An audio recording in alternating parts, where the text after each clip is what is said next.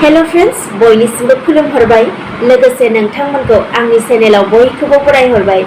बे समाव आङो नोंथांमोननि गेजेराव मोनसे गोदान भिडिअ लानानै फैदों। नोंथांमोना भिडिअखौ फारियै जोबजासिम नायलांदो। भिडिअ जागायनायनि सिगां आङो नोंथांमोनखौ आंनि गोसो गोरबोनिफ्राय साबायखर होनो सानो। मानो होनोब्ला नोंथांमोननि अननाय हेफाजाबाव दिनै आङो 40,000 नि बारा साबस्क्राइब मोननो हाबाय। बेनि थाखाय आं आंनि गोसो गोरबोनिफ्राय बयनिसिमबो साबायखर जासिहरो। लोगोसे इयुननि समाव नोंथांमोननि अननाय मोजां मोननाय आरो हेफाजाबखौ अराय समावबो मोनबाय थागोन होननानै आसा खालामबावनाय थाबाय। अब्ला लोगोफोर आङो भिडिअखौ जागायलांदिनि। बाक्सा जिल्लानि तामुलपुर महकुमानि सिङाव थानाय फाटकिजुलि ओनसोलनि खालजार गामियाव इउपिपिएलनि सासे गोख्रों दैदेनगिरि आरो मिरु इउपिपिएलनि नेहाथारि कादेश मुसाहारिनि न'आव सिनाय मोनै दुथांफोरा गुलि गावदों आरो बे जाथायखौ लानानै तामुलपुर महकुमा पुलिस बिफाना जाथायसालिसिम थाङो आरो गुलिखौ सोर गावदों बेनि नायबिजिरनायखौ जागायो। मिन्थिनो मोननाय बायदिब्ला जेबो जाहोन गैयालासेनो दुथांफोरा बे जाथायखौ खालामलांदों।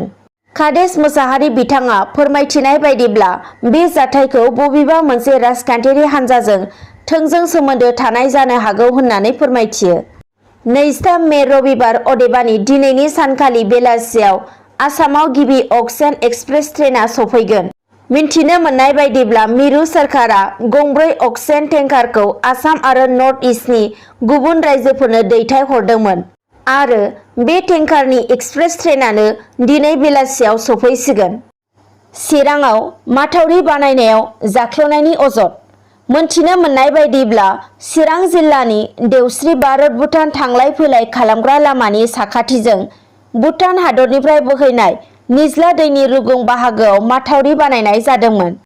नाथाय दानथामनि उनावनो बे माथावरि खोनाया खुरखानो हमबायबो होननानै खौरां मोननाय जादों। ओनसोलनि थागिबि सुबुंफोरा अजद होनाय बायदिब्ला बिटिसि बिसायख'थिनि उनावसो बानायनाय बे माथावरिखौ खावसेल' खालामनाय जादोंमोन। माथावरिनि थाखाय 1 कौटि रां होनाय जादोंमोन होनना बुंथिनाय जादोंमोनब्लाबो 50 लाखनिबो खामानि जायाखै होनना अजद होबावदों।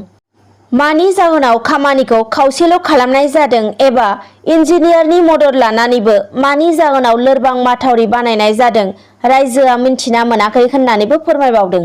लोगोसे ओनसोलनि रायजोफोरा दाबि खालामदों दि थाबैनो बे निज्ला दैमानि फारनैथिंबो माथावरिखौ मोजाङै खोनांगौ होननानै। मानोना बे खेबनि दैबानायाव भारत भुटाननि लामाया खुरखानायनि लामायाव होननानै ओनसोलनि रायजो राजाफोरा फोरमायबावदों।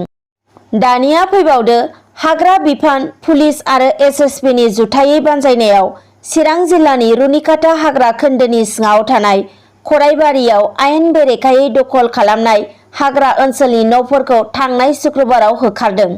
मोनथिनो मोननाय बायदिब्ला थांनाय माखासे समनिफ्रायनो आयेन बेरेखायै खराइबारि ओनसोलाव आयेन बेरेखा हादान सिफायना न' लुनानै थानाय गं 30 नखरफोरखौ होखारनाय जादों होननानै मिन्थिनो मोनदों। मोनथिनो मोनबावनाय बायदिब्ला थांनाय बिटिसि बिसायख'थिनि आगोलनो खराइबारि ओनसोलनि आदिबासि सुबुंफोरखौ हादान सिफायना न' लुनायखौ हाग्रा बिफाना होबथाबाय थादों। नाथाय हाग्रा बिफाननि होबथानायखौ बिथांमोना मानियाखैमोन होनना खौरां मोननाय जादों। आरोबाव फैबावदो समाजाव दासान्दि मुगैथाव थासारि सोमजिगासिनो। थिग बिब्दिनो क'क्राझार जिल्लानि सिङाव थानाय बिसमुरि दिदोमपारा गामिनि थाखो 5 नि सासे उन्दै हिनजावसा गथ'खौ सासे 55 बोसोर बैसोनि सुबुङा जिनाहारि खालामदों।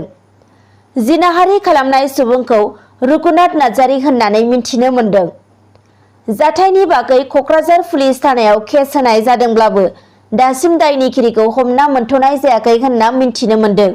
बिसमुरि एबसुआ बे जाथाया थारैनो जोबोद दुखुनांथाव आरो मुगैथाव होननानै फोरमायनायजों लोगोसे थाबैनो दायनिगिरि रुगुनाथ नार्जारीखौ हमनानै जाथायनि सायाव नायबिजिरनानै गोख्रों साजा होनांगौ होननानै दाबि खालामदों। दानिया फैबावदो बाक्सा जिल्लानि सिङाव थानाय गरेस्वर हालामनि फुख्रिपार बेलगुरि बिंसिमारि बर' फोथार आरो गुबुन गुबुन गामियाव पिएम किसाननि रांखौ लानानै दावराव सोमजिदों। रायजो राजाफोरा खौरांगिरिनि सिगाङाव फोरमायथिनाय बायदिब्ला पिएम किसाननि रांखौ दुखुथिया आबादारि बिथांमोना मोननो हायाखै। जायनि जाउनाव बे दावरावआ सोमजिदों होनना खौरां मोननाय जादों। दानिया फैबावदो हादर नाङैनो मोनसे गिख्रंथाव नैथि खोलोबनि महामारि कर'ना भाइरासआ साग्लोबसारदों। बेखौ नोजोर होनानै क'क्राझार जिल्लानि सिङाव थानाय बिसमुरि हालामनि साहा ओनसोलाव गासै गं 14निफ्रायबो बांसिन गामिफोराव सानफा बोथिफा खामला मावनानै जाग्रा दुखुथिया नखरफोरनो माइरंजों लोगोसे दालि, थाव, सिरा आरो जाग्रा मुवाफोर रेसपन्डेन्ट एनजिअनि बिथां प्रान्जल दास आरो बिसमुरि प्राइमारिनि बिसिडिसिनि चेयारमेन सानसुमा बसुमतारीनि हेफाजाबाव अनसुंथाइखौ राननानै होयो। गुबुन फारसे खौरां मोननाय बायदिब्ला 22 मे अदेबानि मैयानि थांनाय सानाव सानसेनि गेजेरावनो भारतआव 24 घन्टानि गेजेराव गासै सा 20,66,285 जन सुबुंनि देहायाव कर'ना आनजाद नायनाय जादोंमोन आरो बेनिनो गासै सा 2.57 लाख सुबुंनि देहायाव कर'ना पजिटिभ मोननो हादों आरो बेनिनो 4,194 जन सुबुङा कर'नाजों गाग्लोबजानानै जिउ खोमानो गोनां जादों। आरोबाव फैबावदो, थांनाय शुक्रबारखालि हरनि समाव चिरां पुलिसआ चिरां जिल्लानि मोनब्रै गय सुफारि बाख्रि सिग्रोमदों। चिरां पुलिसनि मोनब्रै हानजा चिरां एसपि, एसएसपि, डिएसपि आरो एसडिपिअ मोनब्रै पुलिस हानजाया जथायै लोगो लानानै नायबिजिरना हरनि 11 रिंगायाव चिरां जिल्लानि मोनब्रै गय सुफारि बाख्रिखौ गोख्रोङै हमो आरो गय सुफारिया 10 कौटि रांनि जागोन होननानै बिथांमोना फोरमायथियो। दानिया फैबावदो, बुहुमनाङै कर'ना भाइरासनि साग्लोबसारनायनिफ्राय रैखाथि मोननो थाखाय सोरखार आरो सुबुंफोरा नारा-नाथा नाजागासिनो।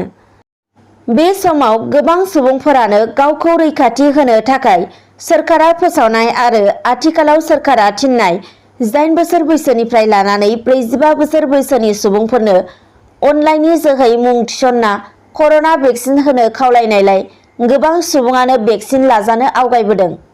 नाथाय दुखुनि बाथ्रा, गोबां सुबुंनि थाखाय बे भेक्सिना थोस्लाबाखै होनना गुवाहाटी गोजौ बिजिरसालिया फोरमायदों। दानिया फैबावदो, मानगोनां बिस्वजित दैमारि बिथाङा बुंथिगिरि मासि मोननो हानायखौ बाक्सा जिल्ला एबसुआ गोजोन हामलायनाय बावहरदों। मिन्थिनो मोननाय बायदिब्ला मिरु दुलाराय बर' फरायसा आफादाव मानगोनां बिस्वजित दैमारि बिथाङा मोनसे समाव आखान्थि नेहाथारि महरै खामानि मावबोदोंमोन आरो 2021 मायथाइयाव तामुलपुर बियाबनिफ्राय एमएलए आरो खेबथाम एमपि जाहैनो हादों। बिनि उनाव 2020 मायथाइनि बिटिआर गोरोबथायाव मैखोमै बिहोमा होनानै बिजेपि दोलोआव हाबफैयो आरो पानेरि बियाबनिफ्राय आसाम बिधानसभा बिसायख'थियाव बाहागो लानानै गोरलैयैनो देरहानो हाना आथिखालाव आसाम एसेम्ब्लिनि बुंथिगिरि महरै सायख'जायो। बिथांनि बुंथिगिरि महरै सायख'जानायाव बाक्सा जिल्ला एबसुआ गोजोननायखौ बावहरो आरो इयुन समाव बर' रायजो राजाजों लोगोसेनो आसामनि गोख्रों खामानि मावगोनखौ बाक्सा जिल्ला एबसुआ मिजिं थिहरो। दिनैनि भिडिअआ बेखिनियानोसै। नोंथांमोना जुदि भिडिअखौ नायनानै मोजां मोनदोंब्ला लाइक, कमेन्ट, शेयार, साबस्क्राइब खालामनो दाबाव। एसेनोसै, गोजोन्थों।